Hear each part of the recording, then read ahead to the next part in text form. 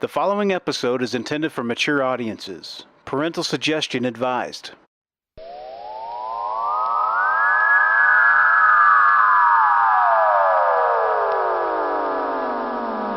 Welcome to the What's Your Weird Story podcast. Everyone has at least one good story. And some of us have stories that are just to the left of normal. We're interested in the ones that push the boundaries of what we can perceive.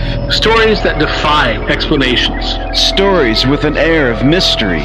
Stories we might not share for fear of being thought of differently. But don't worry, we're all friends here. So, what's your weird story?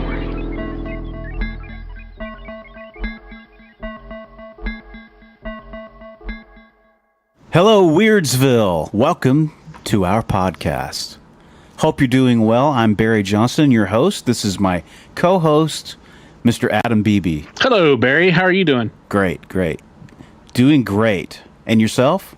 I'm doing all right. I'm trying to stay positive because it's so freaking hot outside. I'm just like losing my mind. It's awful. Yeah, it's been hard. It's been a hard summer. It's cooled down a little bit here, but by that I mean low 90s, upper 80s, but still that's better than it was, when it was in the upper 90s and hundreds. Yeah. And I know it's not that gotten that for you. I know you're still in the hundreds down there in Oklahoma. Yeah, there's about a 20 degree difference between you and us today. Wow. It's insane. It's it's like 110 heat index, which I mean, that's what they say what it feels like. Right. Who can tell the difference between 3 degrees, Yeah. Well, it's like, it's still like somebody left the oven door open regardless, Right. It is. Oh, yeah. I mean, I walked past my truck after I shut it off after I got home, and I could tell it was just a little bit warmer by the truck, but still hot as hell when you got away from it. So it's like, oh, man, this is like a convection oven, man, Yeah. For sure, dude. So. Well, that is, pardon me, got a little frog there in my throat. Hey. That's summertime, especially there in Oklahoma, man. Yep. It feels like the oven door's open, and it's the dry heat. Yes. And, I can handle that better than the humid. We talked about this before. Yeah. I think everybody knows that humidity makes it just when you're going out and you step outside and you're just covered with sweat, like you got to take another shower. Yeah. And you get that, you get the swamp down there. Yeah. Oh yeah. You know what I'm saying? Yeah. They call it the wolf in Ireland or something like that. Wolf. Yeah. When we went down to Alabama for our vacation, we're down there on the Gulf Shore, which is right next to Pensacola. Oh my God, it was so humid, man. Oh, it was so humid. And it was like, the temperature difference, not bad, because they're relatively like very similar temperatures, like mid 90s, high 90s, maybe once or twice into the hundreds, but it was just so freaking humid that you'd want to just take a shower immediately and then get out and then an hour later want to take another shower, Yeah. Ugh. So that's the South, man. That's what it was like living in the South. You know that from living in Florida, and I lived all that time in North Carolina. And at least when you're on the coast, at least you got a little bit of that ocean air coming in. Right. But still, it's that dirty South, that heat, hot, humid South. Yes. Drives the people crazy. Yes. And this is actually kind of a segue into introducing this week's guest. This week we have with us, we have Birdshot. That's his name. His given name is Lee, but he goes by Birdshot, and he's and Scum Daddy and some other colorful names. We're gonna put a warning in front of the episode here, in case we forgot. Though this is where you want to tell the kids to go and listen to Peppa Pig or whatever, something else, Disney Channel or something, man. Because Lee's anything else, really, even a Tarantino movie, maybe. Yeah. But Lee is a native Mississippian, and he's got stories that he described as Mississippi white trash heap, living and fighting, and He's also a traveling sideshow performer. And so he's going to tell us some stories from his career and his life on the road. Because, sideshow performer is a weird job. So you're gonna have lots of weird stories there. Yeah. And he does. He has some great, funny stories that they can get a little blue. And, language as well. We're committed to let him express himself and not censor the words per se, but it's funny. But it's a little bit. Some people might call it toilet humor. My mom would not particularly like this episode. That's fine. Yeah. But it was.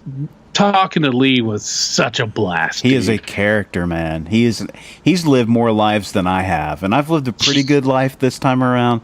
But this guy's lived about 3 or 4 of my good lives. I mean, his whole world is just so different than anything that I've been around. For a long period of time, anyway. The sideshow thing is just a different world.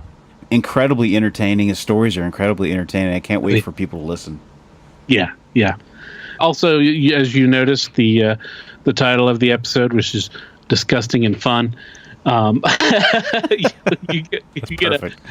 got it. You got the setup for it. So anyway, let's get to it. Lee, thank you for joining us. What's your weird story? Well, hey guys, I'm Lee Kilpatrick, aka Birdshot. No one wants to be Birdshot. Everybody wants Buckshot, but you earn the moniker Birdshot whenever you get shot in the right shoulder with a 410 packing Birdshot. We'll get into the other nicknames in a bit, and we'll get into how I got that nickname in the first place in a bit. Cool. Okay. So I come from a place called Jasper County, Mississippi. It's outside of Laurel, Mississippi. They film an HGTV show there. Mm-hmm. Some people listening to the podcast might be familiar with that. I'll talk about what I do as a performer and life on the road and some of the adventures I've gotten into. Right. So about 20 years ago, I was working at a record store in Laurel, Mississippi, mm-hmm. and I was bored sitting out front, so I tied a fishing line to a wallet, threw it out in the sidewalk, and a fella comes walking by, and I reel him on in all the way up to the record store. And this guy winds up being Jeremy Kinnison of the Cutthroat Freak Show. Oh, okay. So I was about 16. He was about 19 at the time.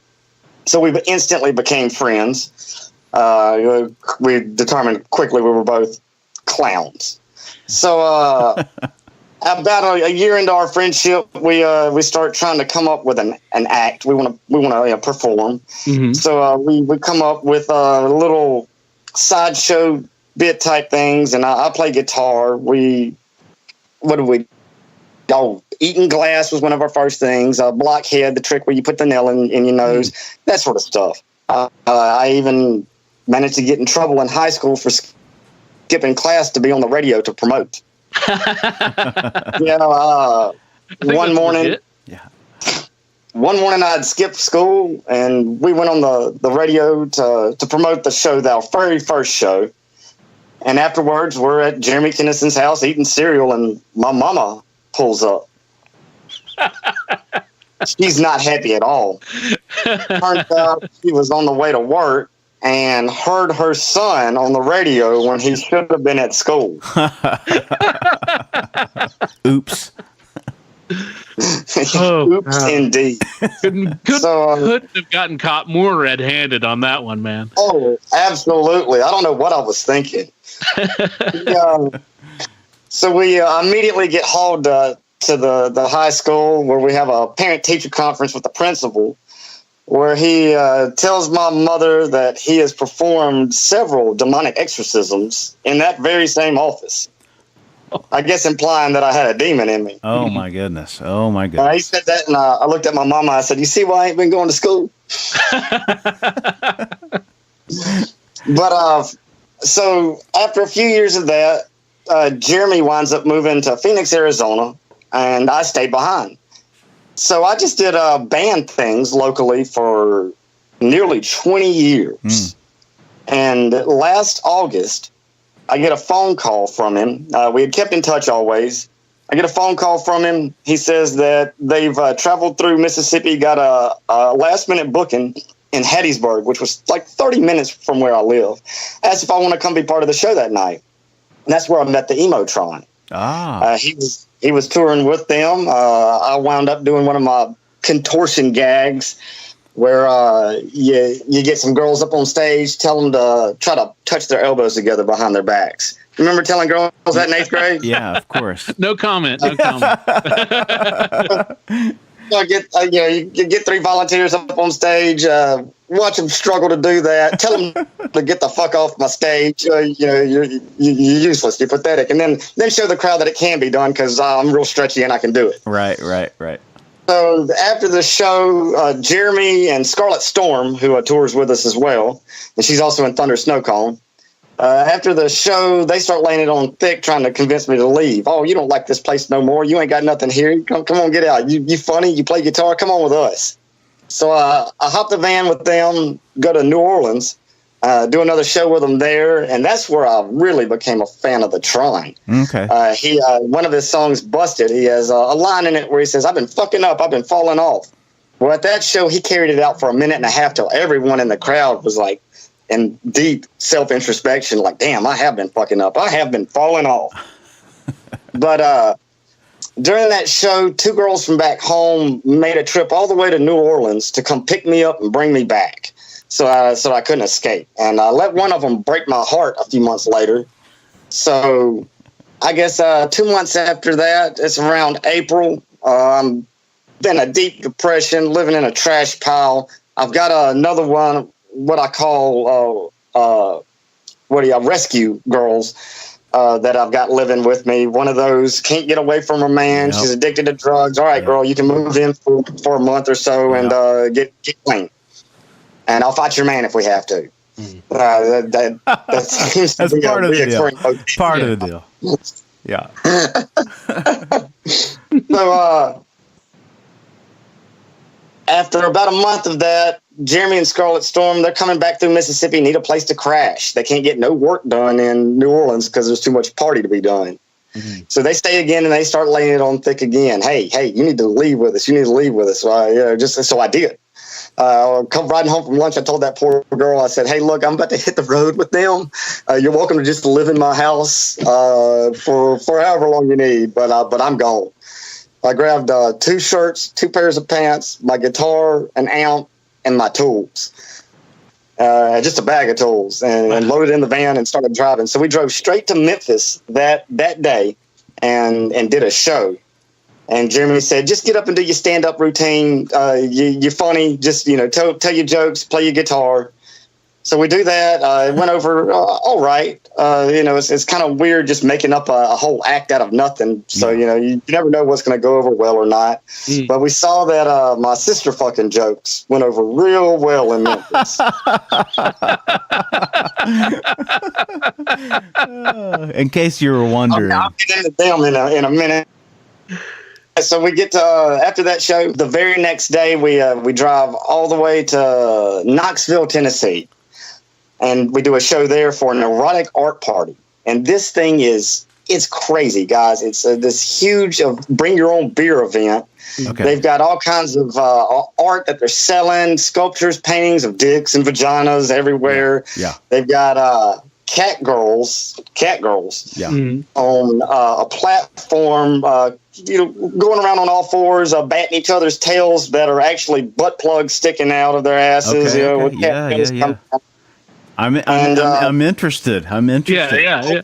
Tell you what, I had me a problem with those girls, and I knew it from the get-go. I could only imagine. Imagine, man. I stood behind that stage and watched them until I had just sweat profusely dripping down my face. Naked. I had to go outside and have a cigarette. I told Jeremy, he's like, what's wrong with you? I was like, I'm not having a problem with those, especially 2 of those cat girls over there is too much. Later on that night, we're in the middle of our set. While I'm not on stage, I run to the dressing room to get a glass of water, and the 2 cat girls I particularly was having a problem with was down there.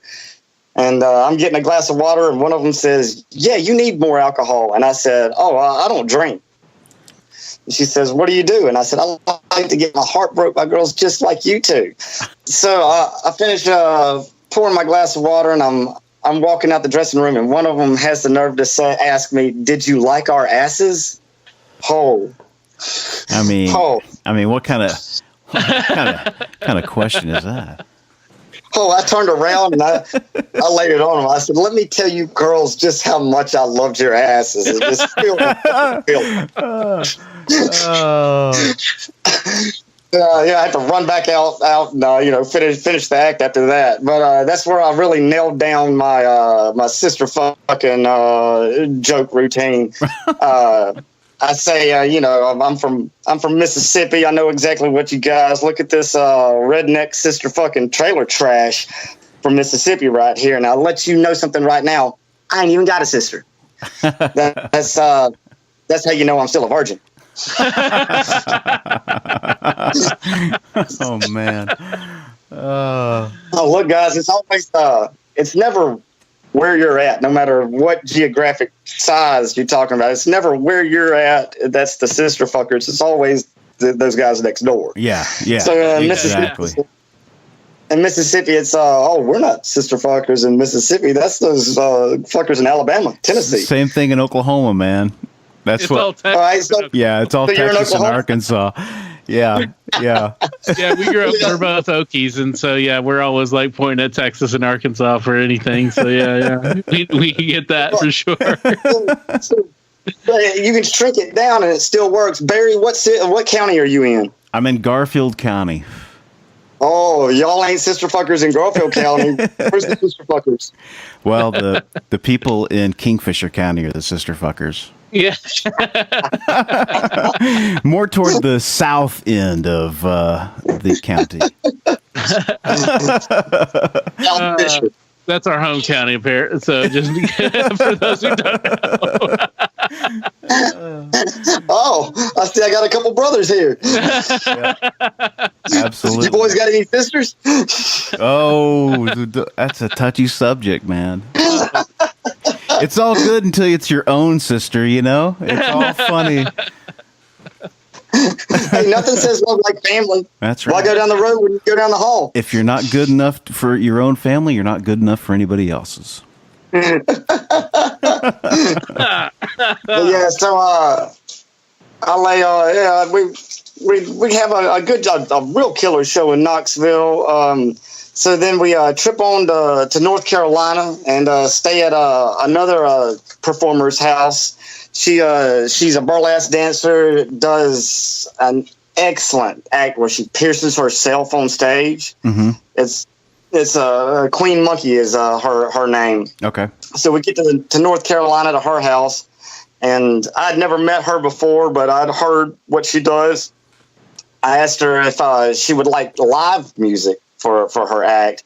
Let her pick out a song, and I wrote a new song kind of based on that kind of that feel. Uh-huh. So what we do whenever she's with us is I play guitar, and she strips and pokes holes in herself, bleeds all over the stage. Okay. It's a pretty interesting thing she's got going on there.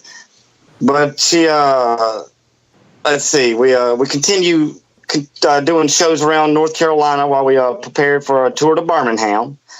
And on that tour, this performer from Thunder Snow called Rebel Rabbit joined us and toured with us all the way down to Birmingham. And let me tell you guys, that was probably the craziest tour I've ever been on in my life. We wound up saying every day, we would say, "How is today going to be weirder than yesterday?" Watched a drag queen in Asheville, North Carolina, eat a dog turd on stage. That's very, very, very divine and John Waters inspired. Sounds like. Exactly. But we tour on down to Birmingham. I got a gang of stories about that trip. We wound up after I think the Chattanooga show. We wound up, we never had to pay for a hotel or sleep in the van. We got hosted at every city. Mm-hmm. So our hosts in Chattanooga this guy brings up some drugs. We do some drugs, and wound up. I was doing a card trick, and somebody said they wanted to play cards. So I dig 43 cents out my pocket and tell them the game is Mexican Sweat. Y'all familiar with that game? No. It's a poker variant where one of your cards, you don't ever see it, but you stick it on your forehead. Oh, yeah. All right, so we played that till I turned 43 cents into $6, and and after the girls went to bed, the hosts, they still wanted to keep playing cards, but they wanted to play Texas Hold'em. Mm-hmm. So then I turned $6 into $50 playing Texas Hold'em. Damn. Had to tell them that I was going to feel bad if we didn't stop. It was time to quit. Yeah.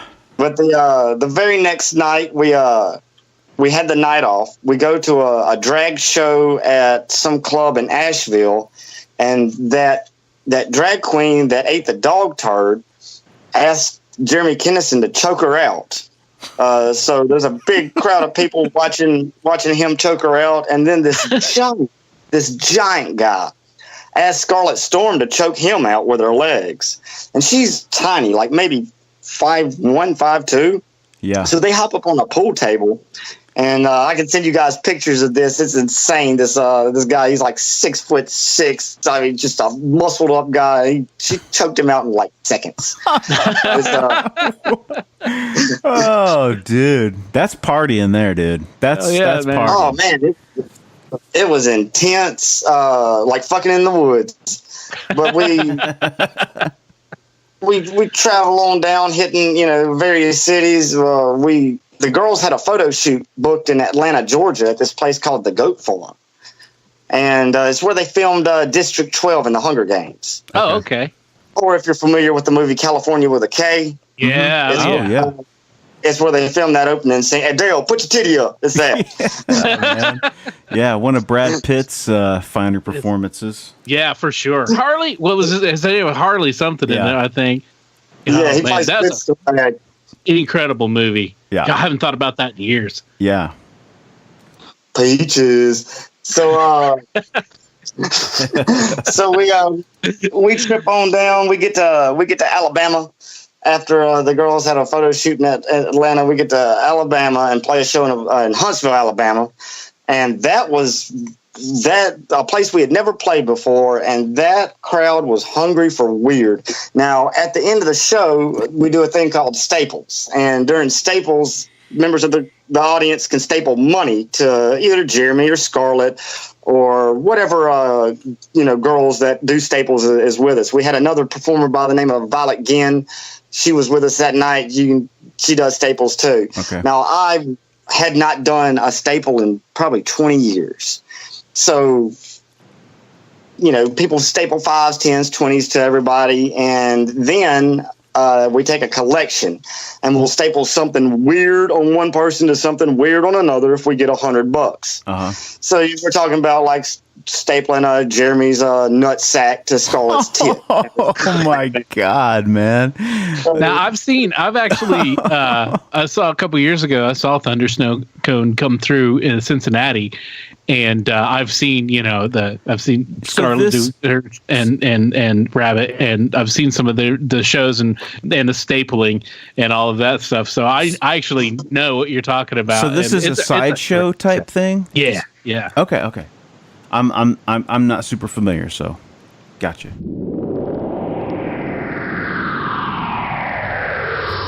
Hey Barry, yeah. Have you ever seen a goat sucker? What? Goat sucker, chupacabra. Oh, yeah. Yeah. Have you ever seen one of those? I haven't seen one personally, but I've heard about them. Yeah, me too. If anybody's got a goat sucking story, if you got a goat sucker story, we want to hear it. If you got a Bigfoot story, we want to hear it. If you got a Loch Ness Monster story, or a Lake Champlain story, or Ogo Pogo story, or an Oingo Boingo story. That was an 80s band. Anyway, you got a weird cryptid story, we want to hear it. I didn't even know what a cryptid was, man. Yeah, dude, cryptids. They're like the animals that haven't been necessarily proven by science. chance. They're the ones on the edge. You know, they're not necessarily known animals, but they're known animals. We don't have the bodies or anything like that. So they're kind of like half myth, half story, based in reality, but still in that weird mystery area that we don't know about yet. Cryptids are fun. Hey, have you ever heard of the impotent sea snakes by chance? You ever heard of them? A glam band from Atlanta? Yes.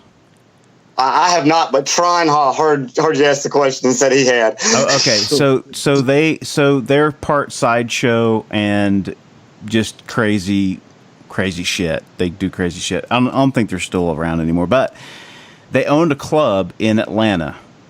The Masquerade. Yes.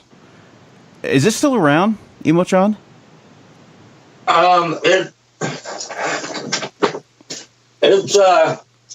They just switched locations a couple of years ago. They're in underground Atlanta now. Okay. They're not in the old ass mill anymore. Okay. They got in a ton of trouble for doing crazy shit. I mean, they were always like getting wherever they played, they got banned. But then they also owned this venue. They opened up the venue, and so bands, pretty good sized venue too. I'd say what, probably 1,500 people, 1,000 people, something like that. Oh yeah. Yeah. Oh yeah. Pretty good size. But I saw a guy get shot right outside of there one night. Yep. I mean, total murder right in front of me. So. Damn. That's. But anyway, I didn't know if you'd heard of those guys, Impotent Sea Snakes, because it kind of falls into that category, you know, of what you do, the sideshow thing, you know. Although they're a band, but you know, that kind of Genitortures type thing, you know. Oh man, I haven't heard that name in forever, dude. Yeah. Cool. Yeah. Cool. All right. So back to the story at hand. Where we left, where you last left us.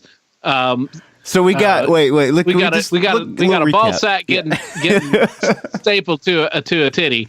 Is I believe that's the correct term, right? That's the Yeah.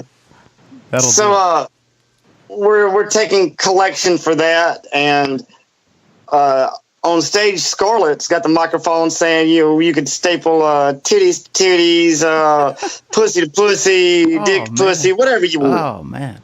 And and she says, "Hell, for $200, we'll staple Lee Cephas's dick to Jeremy's dick." Oh, dude. I've never seen us get the money. Oh fast. no, dude! Fine. So you had to do this, man. You had to do this. Oh yeah, look, we gathered up we got the $200. Yeah.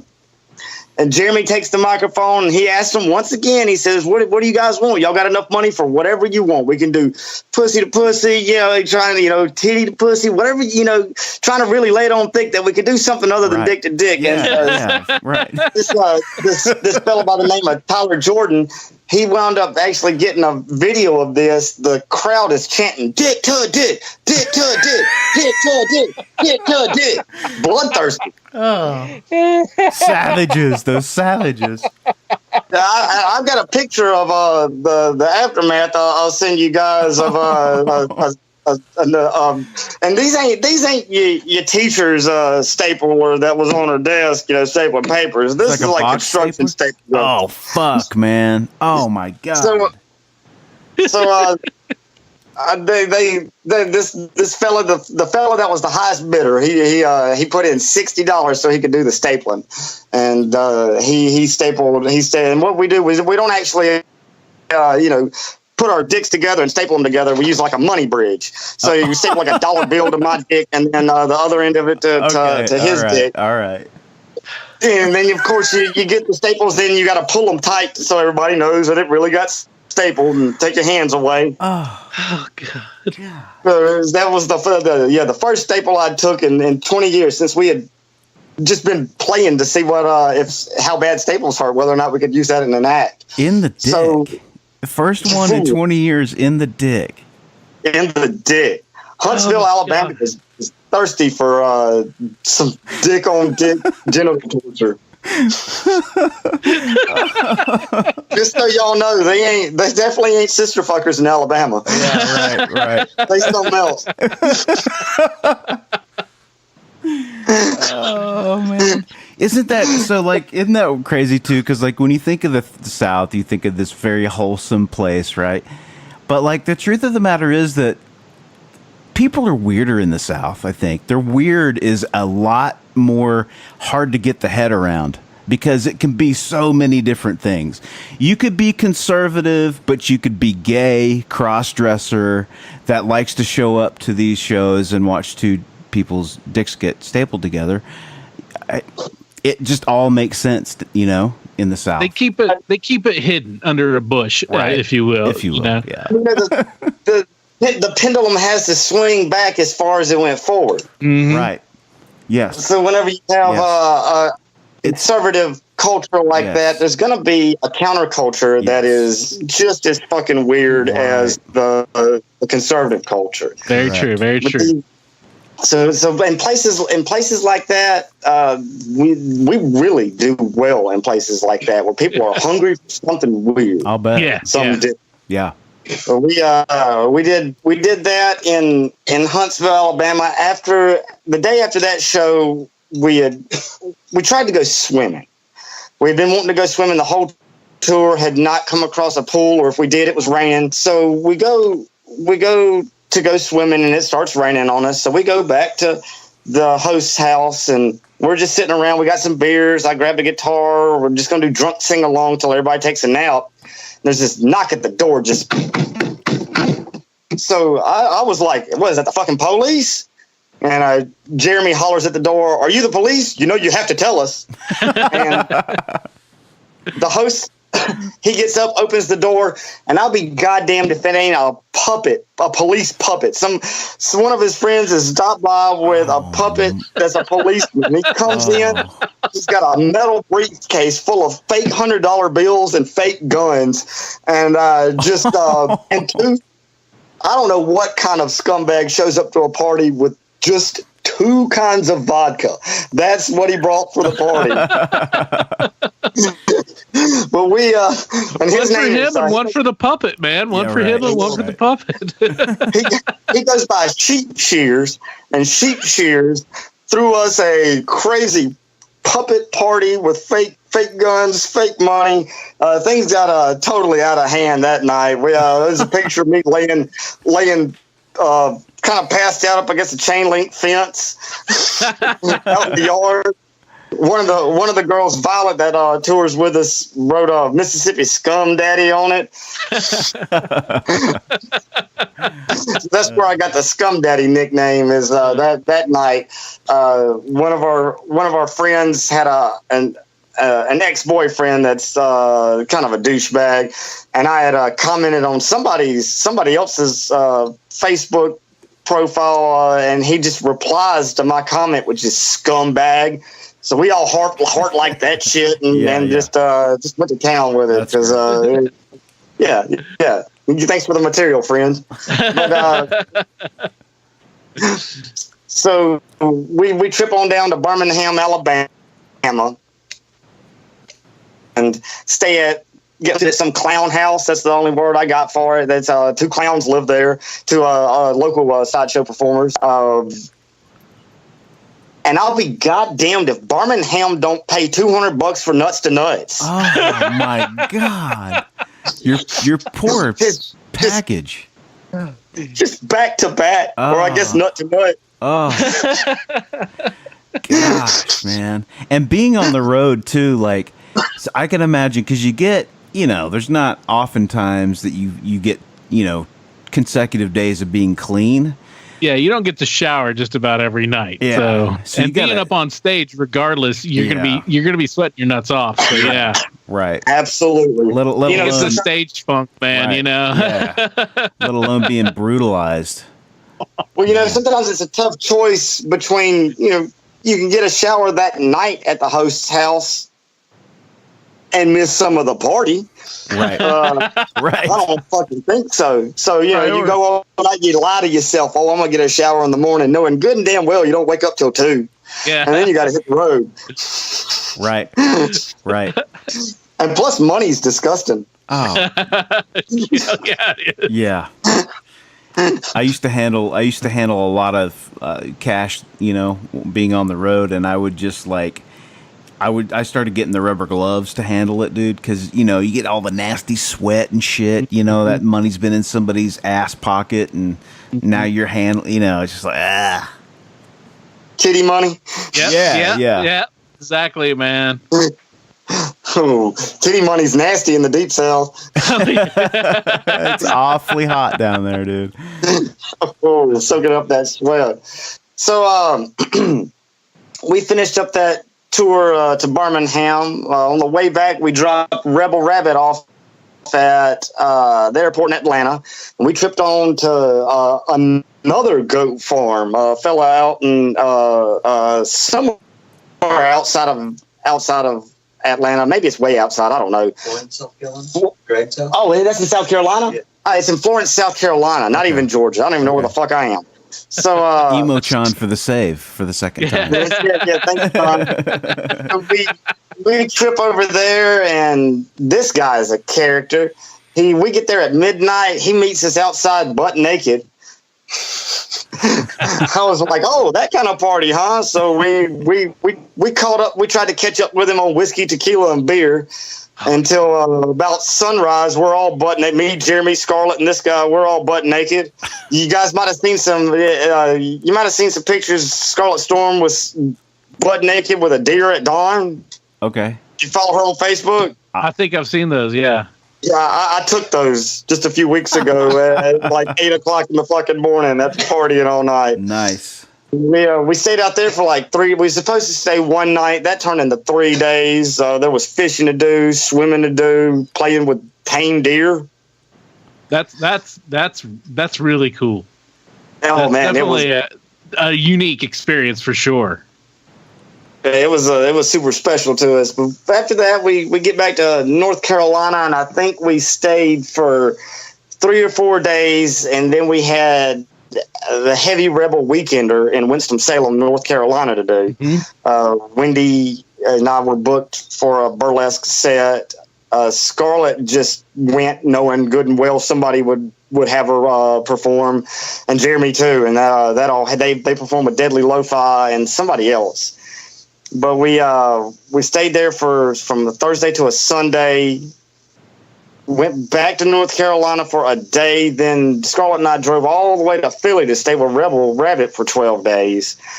And that was one of the most lit times I've ever had in my damn life. Philadelphia is disgusting and fun. Like after about 10 days, I suddenly understood what their whole hockey mascot was about. Y'all familiar with Gritty? Yeah, The Philadelphia Flyers mascot? Yeah. I understand he is the embodiment of Philadelphia, Pennsylvania. Yeah. For sure. Philly is an interesting town, man. That is for sure.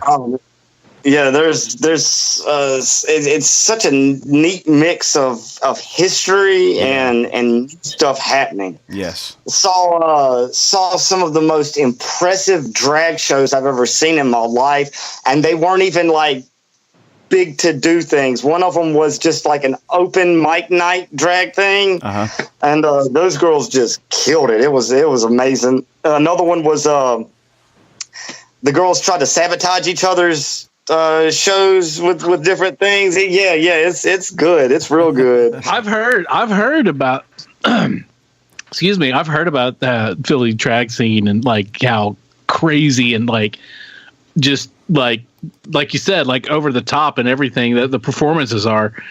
That's really awesome, man. Oh, it's mad impressive. I was just, I don't know what to say, mollified. I didn't know people could be that talented in the drag scene.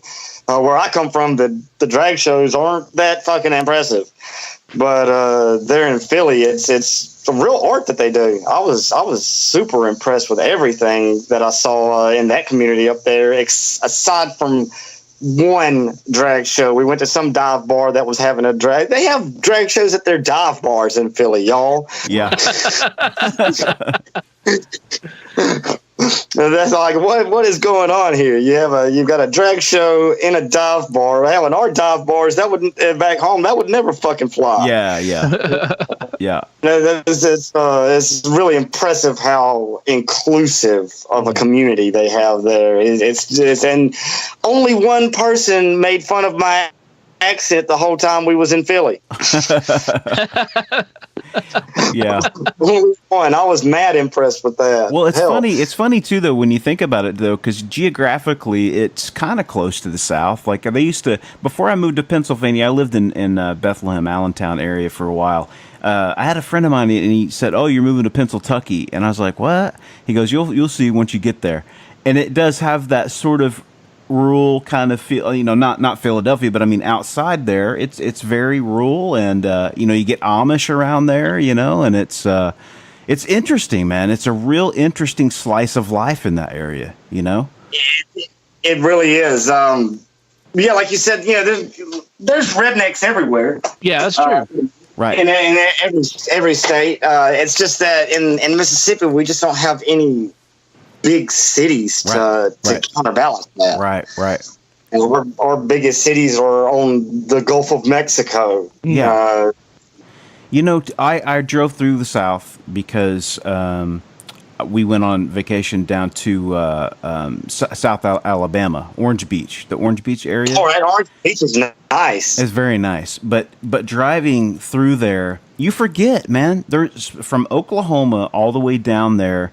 There's no major interstate. There's no major interstate to hit. You hit I-10 once you get down there, but like you're driving through what they're calling, highways, which are just, 4-lane traffic stopped, roads that go through towns that you got to, mind speed limits. You don't get on the freaking interstate and just cruise for 3 hours, So you're the sense of community is a little bit different in rural Southern America than it is in other places because, you don't have that escapability, It's like you got to go through it, It's beautiful and interesting. It is a interesting. It's a real interesting shift in gears going from, a place where, there's where you going to escape to whenever you're living in Jasper County, Mississippi. Where are you going to go to have fun? I got to drive an hour and a half to go to New Orleans. Right. Mm-hmm. If I want to go somewhere to have real fun. Right. There's nothing in Mississippi, like even like Biloxi, on the Gulf Coast. That's not that fun either. Right.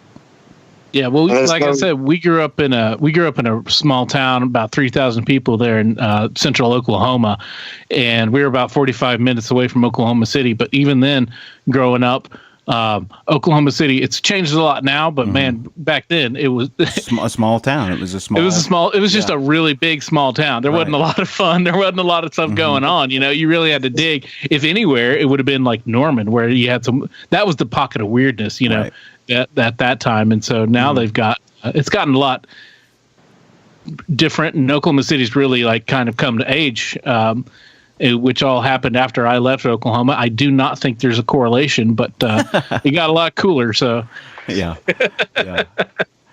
Well, yeah, but it's man, that is interesting because it really does have a lot to do with it, the way that your character develops. Like because you grow up in a small town like that, and you're always looking to get out and especially you got a personality like you, where you're like, dude, I want to staple my nutsack to whatever tonight. Like, I got to get out of town to do that, Well, the dream is, staple your nutsack to us, Rebel Rabbit's tit, but they never want that. Of course, man. They're not going to give you what you want, man.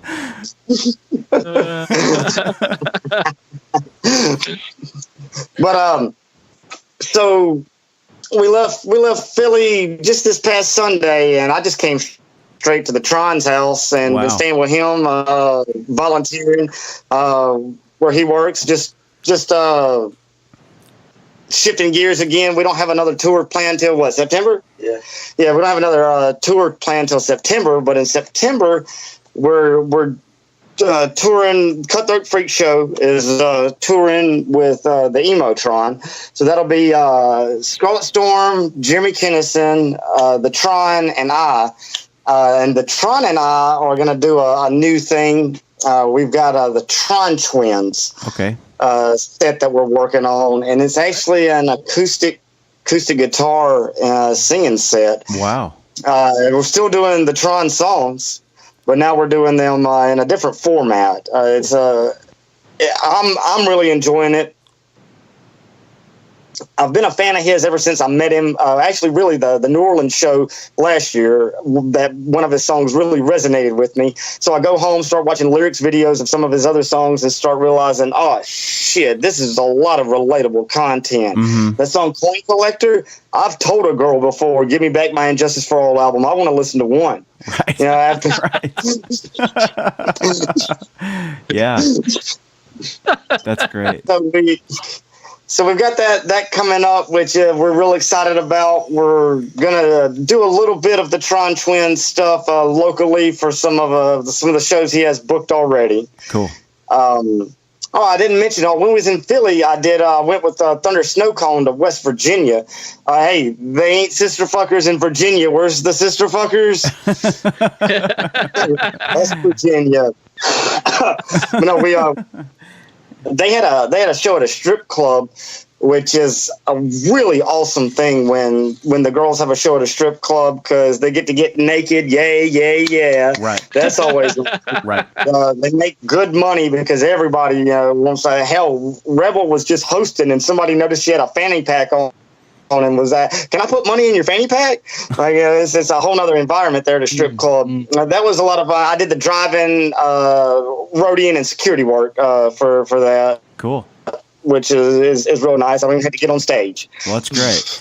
You're a man on the move, man. You like to shake it up, and you like to do different stuff, man. I think that's really admirable. To not stay settled for too long. Get on it. I get in a bad depressive funk if I don't have lots of projects and things going on to keep myself busy. Right. I know how that goes, man. For sure. Yep.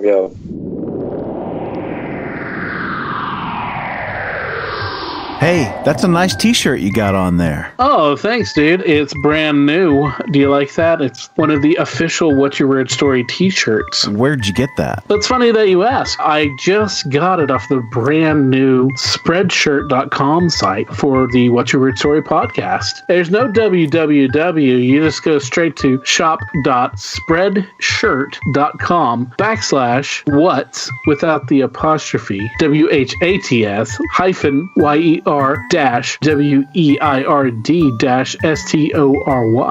and that'll take you right there. I mean, you can never own enough clothing. Well, it's true, Barry. There's t-shirts for the ladies because, they're cut differently. There's hoodies, which are really cool. There's two different kinds of hoodies, and there's also tote bags, so you can tote your stuff. That's so cool, man. So if you guys go out to spreadshirt.com, What's Your Weird Story, currently there are 2 designs, but there will be more going up very soon. So just keep your eyes out for that. And if you decide to get one of our shirts, tag yourself on Instagram to ours or Facebook. Show your love. Show us what you got. Let's see your true colors. Birdshot. I promise I'd tell y'all how I got that nickname. Yeah. My second wife shot me in the right shoulder with a 410 pump with birdshot in it, point blank. Now I didn't. I had no idea what was going on at the time. Apparently, she was trying to hide an affair and decided that killing me would be preferable to that being found out. Damn. So I had no idea anything was even going on. I think she thought that I had figured it out, but I had no clue. So yeah, that's how I wound up with the nickname Birdshot. I still got 26 pellets in my right shoulder. Wow. If y'all was here, I'd let y'all feel them. I like to tell people, you want to feel my pellets, girl? Wow. For a long time, I like to say that I got a type when it comes to women. I like hot, trashy bi girls that are crazy as fuck, had about a mile of dick. That's my right there. One of those girls that come to New Orleans and one of those girls that come to New Orleans and brought me home last year. I got involved with her, let her break my heart real good. Now, I watched that girl cut her first husband with a knife one time, and I still got involved with her. Shit. Oh, my. Well, you know, I suppose it's important to know your type, and especially, you know, when your type is full of surprises. So, yeah. That's a leg up, you know? I mean, that's a positive thing, you know? Well, yeah, I don't know. It helps knowing what to go after, but it don't help with the aftermath. Yeah. I can tell within a few minutes of meeting a lady. Oh, that's a crazy one right there. That's just my speed. That's what I want. That to break my heart. Been actually working on healing myself from that kind of stuff. Girl I'm involved with now actually has her shit together. She might be a hot, trashy bi girl that's crazy as fuck, but she doesn't seem like the dangerous type. Good. That's good. That's very good. Good. And you got, well, he's not the bad dangerous, so yeah. Right. You got to have him a little bit crazy, or else it's just not fun. You know what I mean? Well, if they ain't crazy, the pussy ain't no good. Right. Hey, I'll tell you guys what. I developed a method one time on how to tell how good a girl is in bed, and it's foolproof. So, how many, we all know that how crazy they are directly correlates to how good they are in bed. Well, however many abandoned Facebook accounts a girl has directly correlates to how crazy she is, directly correlates to how good she is in bed. So if a chick you're talking to's got like 13 abandoned Facebook accounts, get that shit, dog. Just don't expect a long-lasting relationship. Well, just try to stay out of it. You gotta there's another method determining how dangerous they are. Now, these crazy girls their hair is always going to be dyed some unnatural color, and how dangerous they are goes just like with heat from cool to hot. So if they got their hair dyed, electric blue, that's safe. If it's hot pink, she's gonna cut you. That's great. Oh, those two are my favorite dye jobs right there. So man, I'm in trouble. I'm a sucker for that shit. Every time. Oh, you guys, you got some hair that can't exist in nature. Why don't you come over here and hurt me? That's a good point. Oh man. Yeah, well, hey, man, just like in nature, it's the more spectacular the color, the more dangerous the creature is. So, Right. I've had that exact same thought, like them poison arrow frogs. Exactly. Yeah. Nature's trying to let you know, stay away from that one. I'm just one of those idiots. I was you gonna give me some of that. Was that poison? Don't mind if I do. Oh Lord. Great stuff, man. Great stuff. Yeah, you got some crazy stories, man. Oh, yeah. I get told that a whole lot. It's, we've all got crazy stories. Mm-hmm. You just gotta find good ways to tell them. Yeah. Like, yeah. But I mean, not everybody gets into the dumb shit that I get. I mean, hell, one time I was dating this girl, and she went and spent the night with her best friend. And the next morning, I text her to see how she's doing, and she tells me, "Oh, I didn't sleep worth a shit. My girlfriend's dad kept me up all night trying to wake me up, get him to come sleep with him." I got no patience for that kind of shit. So I said, I'm gonna beat his ass. I'm about to go borrow a car. But I didn't have a car at the time. So I walk down to my grandparents' house and walk in. I tell my grandma, "Hey, Grandma, I need to borrow your car right quick. I got to go to Williamstown, beat somebody's ass." So grandma hands me the keys. She's like, "Don't take long." So I get over to this house, and I'm about to walk in the front door, and my girlfriend, she meets me right there at the door. And she's like, no, I'm leaving right now. I was like, all right, good. I wait for her to walk out, and I just walk right in behind her, close the door, and lock it. She can't even come back in. And I walked to the living room where that girl's daddy was. I told him, I was like, hey, you can't talk to Rebecca like that. You can't touch her like that. And he stands up and he says something, but I wasn't listening. So I fed him 3 rights and he fell back in his chair, but my hand hurt. He was built like a damn rock. Ugh. So I was like, oh, I may have fucked up. So I climbed behind him in the chair and started choking him out.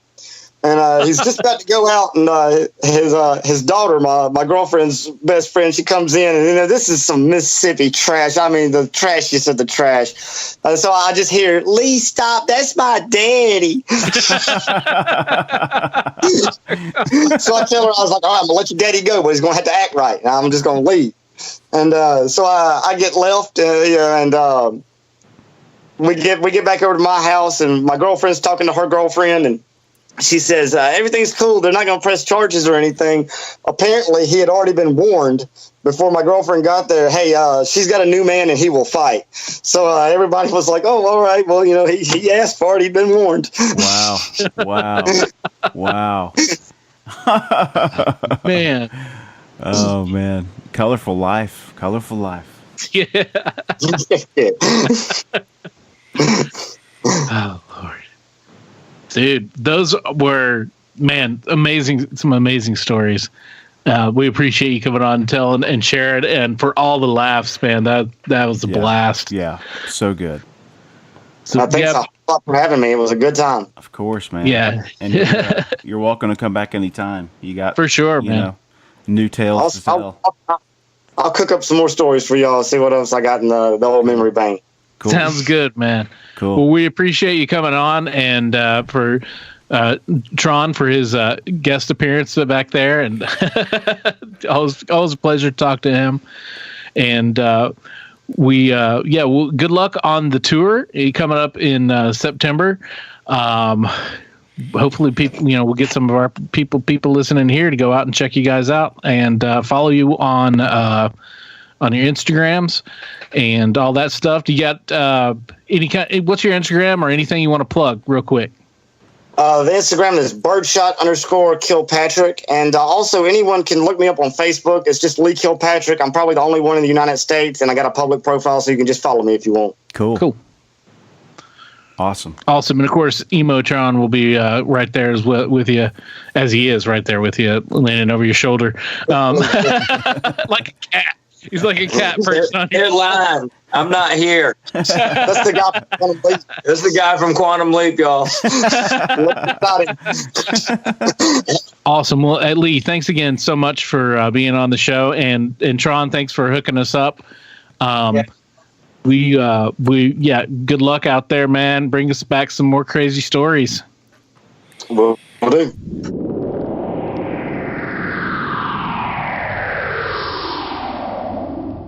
Sunday, October. Oh shit! Saturday, October 19th, Enid, Oklahoma, at the Enid Brewing Place. Barry, what's it called? Enid Brewing Company on the corner of Independence and Main. That's right. Hopefully, we got your attention just now. That's right. Saturday, October 19th. You've heard us talk about it. We're talking about it again. Our very first live event. What's your beer story? Where we're going to be featuring your 3 co-hosts, telling and sharing true life stories of the beer kind, the had too much to drink kind, the hold my beer, etc., kind. And we are inviting you to be there to share your stories as well. You can try out the variety of beers available and made exclusively by the Enid Brewing Company, including co-host Barry Johnson, who is one of the brewmasters there. And also hear some funny stories and have a good time and just catch up with us. It'll be a fun time. We're going to do stuff. It'll be hilarious. It's going to be fun. We'd love to see you. Join us Saturday, October 19th, 2019, Enid, Oklahoma. Anytime it comes to genitals and sharp objects, I get real squeamish. Oh, my God. I mean, I had a friend once who had a piercing, Yeah. What is it? Prince Albert? Prince Albert. That's Albert? That is on the, in case our listeners don't know, that is on the tip of the penis, where the piercing is going through the opening of the urethra, but then also down through in the flesh of the usually on the underside, but I suppose you could go through the top to the head or on the sides if you want. Yeah. But yeah, that's what the Prince Albert is. Yeah, I mean that's heavy duty. I don't have one. I just knew some piercers, right? And that was one of the Prince Albert's one of the more common male genital piercings. Yeah, right. Don't you think that the Jim Rose Circus played a big hand in all that stuff, like from Lollapalooza, like in the early 90s, like all the crazy piercing and stuff? Like, I think that it maybe had something to do with it. Well, I think there was a lot of influences. There was that, as far as in America, there was that. But it also got to where, men would wear earrings again, because, I got my ears pierced in the 90s. Right. And I think, didn't you get one? Yeah. Yeah. And so it was kind of like it. In the 80s, it came into fashion. It was early 80s with like the new wave and punk stuff, and then it kind of went back down. Mm-hmm. And then in the 90s, it kind of started growing back again. I think the Jim Rose Circus was part of it. I also think there was a lot of it that came from some of the underground kind of techno or early electronic, early techno.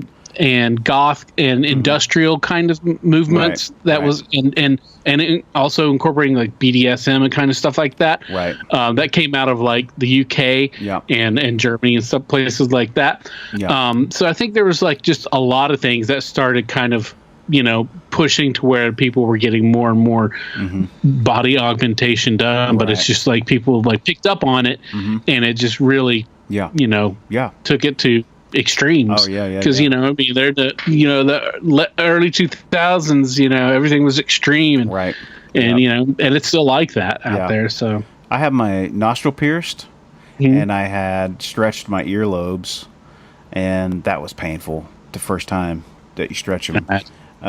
But I never stretched them real big.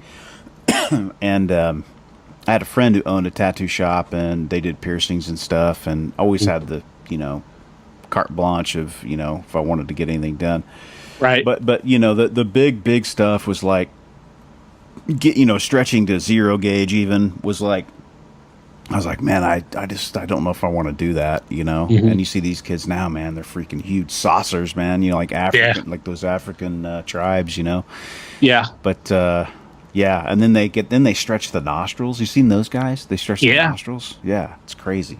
Yeah, man, there's that, and there's a lot of the subdermal implants that are popular in some areas and subcultures and stuff, and where people get like everything from like rings and to horns to whatever underneath, the skin, and it's like sometimes it'll be just where it pushes the skin out to form a kind of shape, or it, it's just like it's like a piercing where you have something coming out, but it's planted underneath. And that's not me, but but it's cool. I got no problem with people doing whatever they want with their own body. Do what you want, yeah, for sure. But like, it's fascinating. I don't. I don't know. I don't need one. I don't need any kind of thing like that. Right. I don't know, but. Sorry, I got distracted. I got thrown off. Great. Why I asked that was because I felt like, with Birdshot stories, was like it started to make me think about why I wanted to get tattooed and why I wanted to do these things, and part of it is I think seeing that different culture that you have no history with. And you see the extremes, and you see that the things that are happening, and it makes you go, well, that's kind of interesting. That kind of piques my interest a little bit. Maybe there's something to this, And so, and I think the sideshow performers, they've always been known for featuring outlandish, weird things. And tricks and even just personal lives that are put on display, and Birdshot kind of shining a light on that really just made me think, oh man, this is a crazy cool, weird world, that he lives in. It's great. Well, it's like it's kind of like he ran away with the circus, but he ran away with the without the animals. He ran away to the freak show, the fun side. And I don't know. It's like just hearing all his stories, man. It's just like, wow. If I was, I don't know, younger, or maybe more. If I don't know, I'm not a performer. I'm not a really like a live performer or anything like that. But like, it would be fun to do that, to be on tour with this group, especially hearing all their stuff. I don't party like crazy anymore, so that also may not be advantageous. I think there's a little bit of an aspect to the party that is a prerequisite. I don't think I used to maybe could hang. I can't hang anymore. Yeah. But but yeah, dude, like God, that was just there's and I know we only just scratched the surface with Birdshot there, for the circus show stuff, or the sideshow stuff rather, and then his hometown stories were just as, man, I mean, those reminded me of our hometown. I mean, that's kind of any small town for sure, and that was just good stuff. But I mean, that was just so much fun. Yeah, talking to Lee and hearing all his stories and all of that stuff, and and Emotron popping in there to help out. Right, was so great. It's really what it makes you think about is just the characters that we've been able to get onto the show over the past year. It just never ends with people that are interesting. I've never been a fan of vanilla people. I just haven't. I would rather be in the presence of somebody where they're not afraid to quote unquote show their ass, a little bit. You know what I'm saying? I mean, I do. I do. Those people are more interesting. Maybe it's because I grew up with my father that I'm drawn to those people, because my dad was kind of that person, even though he had another side to him, but he was he's always in for the joke, know? For sure, so for sure. That's kind of what this episode made me think of, Now, if your dad could only, hammer nails into his skull.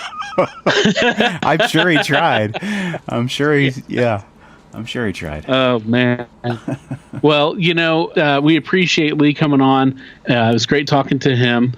And we have next week, we've got a really big interview for us. We have Dr. Louis Turi, and he is a multi-time UFO abductee, and he's going to be telling us about that. But he also is going to tell us about his abilities that were given to him to make predictions. And he's got some predictions that he's going to share with us next week. And it was really, really great talking. We had a really long conversation, so we're going to have to whittle that down a little bit. But it was really great talking to him, and he was such an enthusiastic and entertaining and interesting guy. And he's French, but he's been in America for a number of years now. He's an American citizen, so don't worry about that. Those of you that worry about that. Yeah, those of you that worry, don't worry about that. He's an American citizen. So, but I mean, such an interesting guy, and he's got if you feel like it, check him out before. He's got an internet. He's all over the internet, and his last name is Turi. Is Louis, or like we would say Louis in the United States here, but Louis Turi.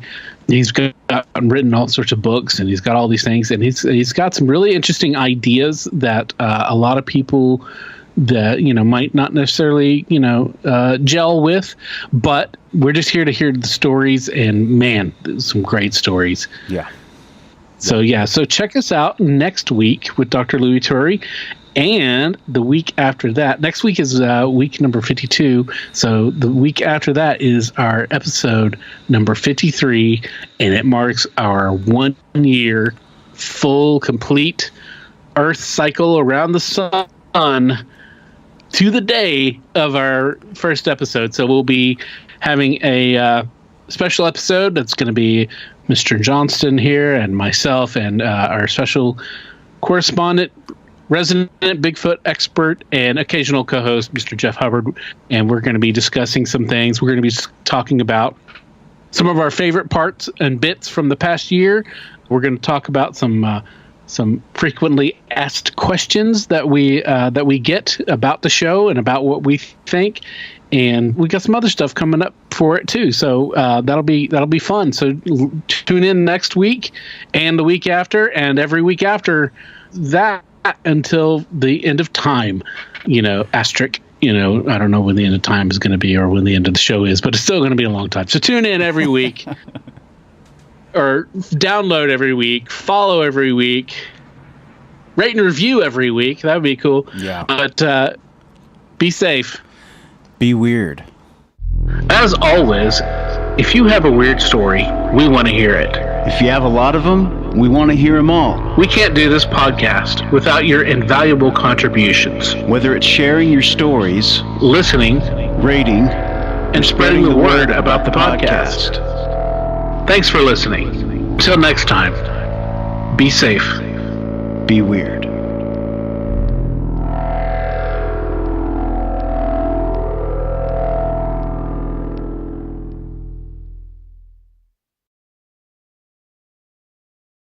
The stories presented on the What's Your Weird Story podcast are, to our knowledge, true experiences that our guests have had.